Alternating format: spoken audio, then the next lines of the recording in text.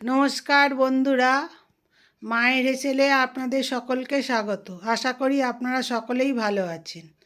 আজকে আমি আপনাদের ওলকপি চিংড়ি মাছ দিয়ে রান্না করা দেখাবো। এখন শীতের সবজি টাটকা ওলকপি আর চিংড়ি মাছ দিয়ে ওলকপির ডালনা হবে। ওলকপিকে অনেকে আবার শালগমও বলে।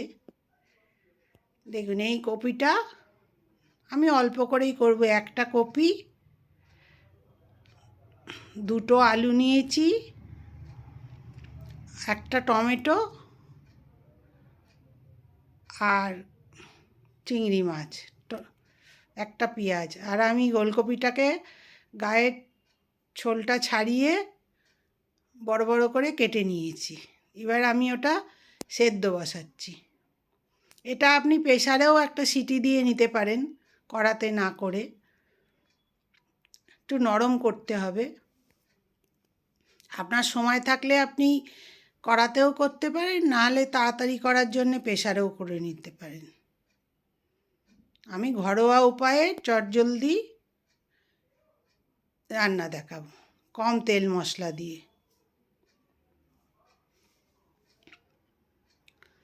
দেখুন, আমি ওলকপিটা হাফ সেদ্ধ করে নিলাম, নিয়ে এবার জল থেকে তুলে নেব।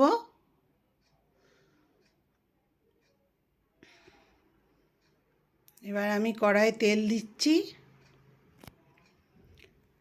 দিয়ে আমি আগে চিংড়ি মাছগুলো একটু হালকা করে ভেজে নেব। চিংড়ি মাছগুলো আমি নুন হলুদ মাখিয়ে ভাজবো।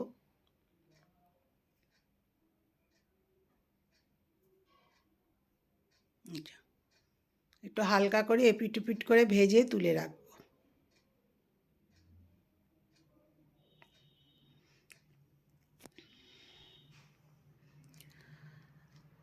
বেশি কড়া করে ভাজলে চিংড়ি মাছ শক্ত হয়ে যায়।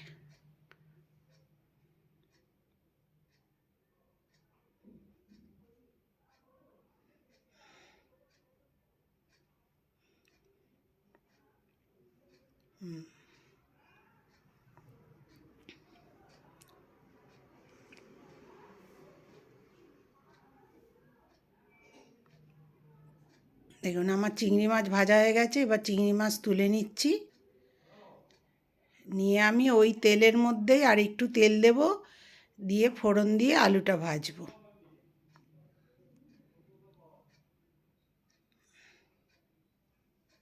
আমি কমই তেল দিচ্ছি, আপনি মনে করলে, প্রয়োজন মনে করলে আর একটু বেশি তেল দিতে পারেন। একটা তেজপাতা দিলাম, একটু সাদা জিরে, দুটো ছোট এলাচ, চারটে লবঙ্গ আর একটু ডালচিনি আমি ফোড়ন দিলাম। দিয়ে এবার আলুগুলো আমি দমের মতো করে কেটে রেখেছি।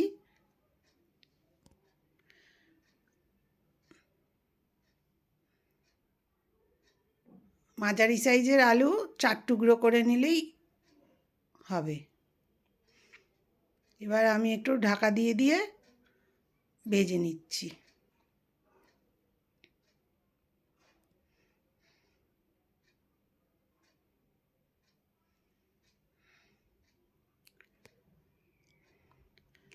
আমার নতুন যদি বন্ধু হন, তাহলে প্লিজ আমার চ্যানেলটা সাবস্ক্রাইব করে দেবেন এবং পাশে বেল আইকনটা টিপে দিলে আমি যখনই নতুন ভিডিও দেবো আপনার কাছে নোটিফিকেশান চলে যাবে। আর সকল বন্ধু আমার সাথে থাকবেন। দেখুন, এগুলো একটু ভাজা হয়ে গেল। এবার একটা পেঁয়াজ আমি কুচো করে রেখেছিলাম, সেটা আমি দিলাম। দিয়ে আমি আলাদা আলাদা করে ভেজে তুলে রাখছি না, একসাথেই করছি চটজলদি যাতে হয়ে যায়, ঘরোয়া উপায়।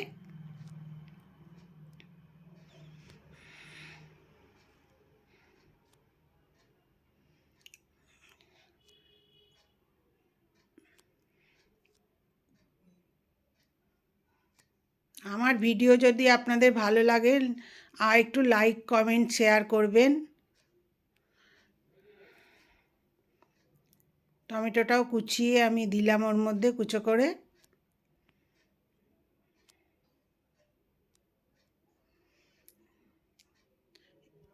এবার আমি স্বাদ মতো লবণটা দিয়ে দিলাম, তাহলে কী হবে, পেঁয়াজটাই বলুন টমেটোই বলুন সবই নরম হয়ে যাবে,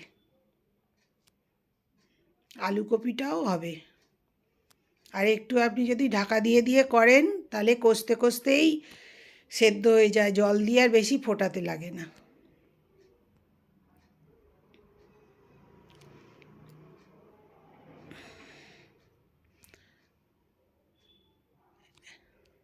এবার আমি হাফ চামচ আদা রসুন বাটা দিলাম, দিয়ে আদা রসুন বাটাটা আমি ভালো করে সবজির সাথে মিশিয়ে দিলাম। দিয়ে আমি অল্প হলুদ দেব, একটু লাল লঙ্কার দেব, যে যেমন ঝাল পছন্দ করেন সেই অনুযায়ী লঙ্কাটা দেবেন, আর অল্প কাশ্মীরি লঙ্কা দেব, একদম অল্প, আর একটু চিনি। কপি মাত্রই একটু চিনি না দিলে, মিষ্টি না দিলে ভালো লাগে না খেতে।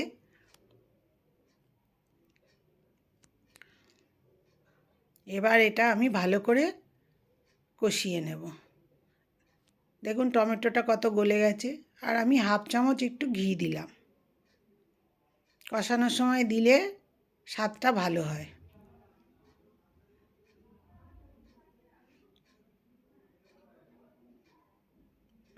আপনি নামাবার সময়ও ইচ্ছে করলে ঘি আর ভাজা মশলার গুঁড়োটা দিতে পারেন, কিন্তু আমি আগেই দিচ্ছি।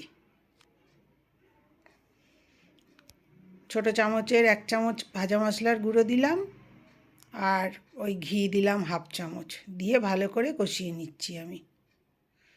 একদম ভালো করে মশলাটা ভাজা ভাজা হয়ে গেল, টমেটোটা দেখেছেন পুরো গলে একদম মাখা হয়ে যাচ্ছে সবজির সাথে।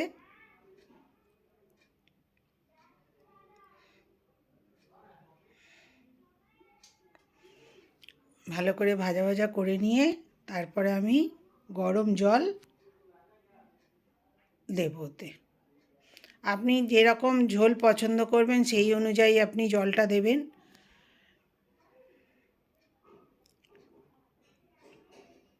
তবে খুব বেশি ঝোল হলে ভালো লাগবে না, এটা একটু অল্প গ্রেভি হবে, তাতেই খেতে ভালো লাগবে। এবার চিংড়ি মাছগুলো আমি দিয়ে দিলাম,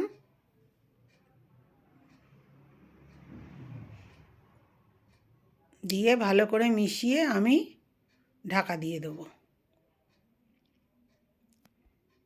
ঢাকা দিয়ে দিলে ভালো মতো ফুটবে। আমি এই 5 মিনিটের মতো ফোটালাম।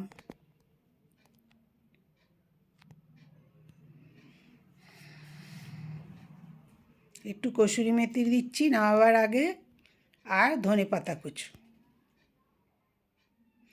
এরকম করে বাড়িতে করবেন, করে খাবেন, দেখবেন খুব ভালো হয় খেতে। আর কেমন লাগলো আমাকে কমেন্ট করে জানাবেন যে আপনাদের ওলকপি চিংড়ি মাছ দিয়ে খেতে কেমন লাগলো। দেখুন আমি নিভিয়ে দিয়ে 5 মিনিট রেখেছিলাম, কীরকম রঙটা হয়েছে দেখুন, কি সুন্দর।